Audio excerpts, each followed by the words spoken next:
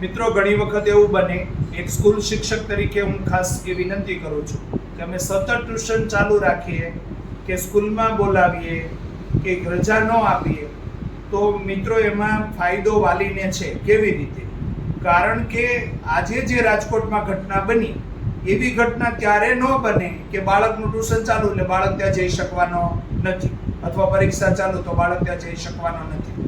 એટલે અમારી નાનકડી સ્કૂલ છે પરમહંસ વિદ્યાભવન, એમાં માત્ર 12 વિદ્યાર્થીને હું ટ્યુશન કરાવું છું, પણ મેં એમને એકાદી રજા કોઈ કારણસર આપી હોય, કેવી કે હું સુરત સિટીમાં હાજર નથી તો પણ એ દરમિયાન પણ મેં લેશન આપેલું હોય.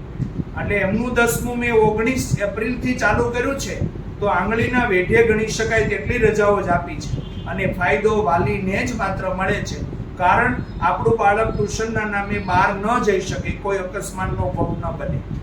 આજે આપણે 30 બાળકો ખોયા રાજકોટની અંદર, તો કેટલા પરિવારનો લાડકવાયો હશે, કોઈનો ભાઈ, કોઈની કાકા, કોઈના મામા, આ બધા લોકો આજે મુશ્કેલીમાં પડ્યા છે. બાળકો તો જીદ કરવાના જ, એનો સ્વભાવ છે કે ભાઈ અમને ગેમ ઝોનમાં જવા દો, અમને રમવા જવા દો, તરણકુંડમાં જવા દો. પણ વાલીઓએ સમજવું પડે કે આપણે એવી ચોઈસ કરીએ જેથી બાળક બહાર ન જાય, ઘરે પણ એને એટલો આનંદ મળી શકે. આપણી હાજરીમાં ક્યાંક લઈ જઈએ, અને જ્યાં પણ વાલી મિત્રો બાળકોને લઈ જાય, એ ગેમ ઝોન હોય કે કોઈ પણ પ્રકારના સ્ટોર હોય, તો પહેલા ફાયર સેફટી ચેક કરો. હવે જાતે આવું કરતા શીખો.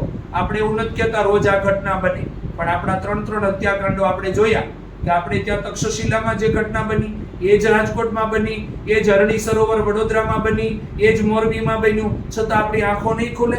આપણે બધી દ્રષ્ટિએ ગુજરાતના લોકો એવું કહીએ છે હું ખૂબ પાવરફુલ, મને બધી સમજ પડે, તો આપણે આ પણ સમજ પાડવી પડે. બાળકની જીદ આગળ નમતું ન કરતા સાથે જાઓ. આપણી હાજરીમાં પણ એને કોઈ એવો વિભાગ હોય કે જ્યાં એ પોતાનો આનંદ લૂંટી શકે, નહીતર આવી ઘટનાઓ બનતા વાર નહીં લાગે અને વાલીને નીચું જોવાનું થશે.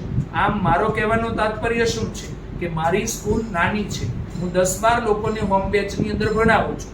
38મું વર્ષ મારું હોમ બેચમાં છે, અને મારે ત્યાં આ 38મો લોટ ચાલે છે. હું એક જ શિખામણ આપું છું કે આવો કાળો તાપ હોય તો અમે 1 વાગે ટ્યુશનમાં બોલાવીએ, પણ કોઈને ઘરે હોય, જ્યાં કોઈના ઘરે વ્યવસ્થિત બેઠેલા હોઈએ આપણે, અને બાળક ટ્યુશનને લીધે બહાર ન જઈ શકે, તો બેનિફિટ વાલીને મળે, બાળકોના માતા પિતાને મળે, અને બાળક તંદુરસ્ત રહે. રોજ એને જે કરવાનું છે બોર્ડનું કાર્ય એ થાય. હું એવું નથી કહેતો સતત ચોપડી નોટપેન પકડે, પણ જે કલાકો હોય એમાં અડધી રમવાની અને અડધી ભણવાની કરે તો બાળકનો તંદુરસ્ત વિકાસ થાય. મિત્રો, આપણે બધા સજાગ બનીએ. આવનારા સમયમાં આપણી સાથે, આપણા પરિવાર સાથે, આપણા દેશ કે રાજ્યમાં આવી ઘટનાઓ ન બને એનાથી વાકેફ રહીએ, અને જ્યાં પણ એમના ટ્યુશન ક્લાસ ચાલતા હોય, એમનું જ્યાં પણ હોમ બેચ ચાલતો હોય ત્યાં આપણે અવશ્ય મુલાકાત લઈએ કે શું એવું સકડાશવાળો વિસ્તાર તો નથી ને કે બાળકને ચડવા ઉતરવામાં મુશ્કેલી પડે.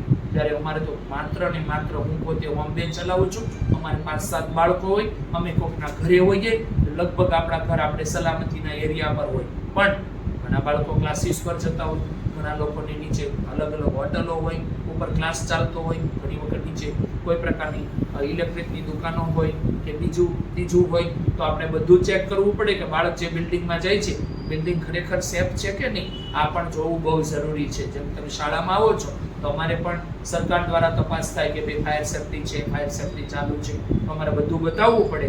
એમ જ્યારે બાળક ક્લાસ પર જઈ રહ્યું છે, ક્લાસીસ પર, તો ત્યાં પણ બધી સુવિધા છે ને. ક્લાસીસ વાળા કોઈ ખરાબ નથી શીખવાડતા, એ તો સારું ભણવાનું જ પીરસે છે, પણ આપણી સલામતીના સ્તરો કેવા છે એ હવે વાલીએ એલર્ટ બનીને કરવું પડે. કારણ કે આવું કુદરતી ઘટનાઓ બને ત્યારે આપણે શું કરીશું? માટે મારા વાલીઓને નમ્ર વિનંતી છે, આપણું બાળક આપણા કૈયામાં રહે, આપણું બાળક આપણું સાંભળે, આપણું બાળક સુંદર એનો વિકાસ થાય, એવી અભ્યર્થના સાથે પરમહંસ વિદ્યાભવન એકેરોડના આચાર્ય હસમુખભાઈ બરવાડિયા બોલી રહ્યો છું. એટલું જ નહીં, મારી શાળા નાનકડી છે, આપ શાળાની અવશ્ય મુલાકાત લો. લાસ્ટ યરમાં મારી શાળામાં 15 બાળકો હતા, 15માંથી 6 એવન આવ્યા.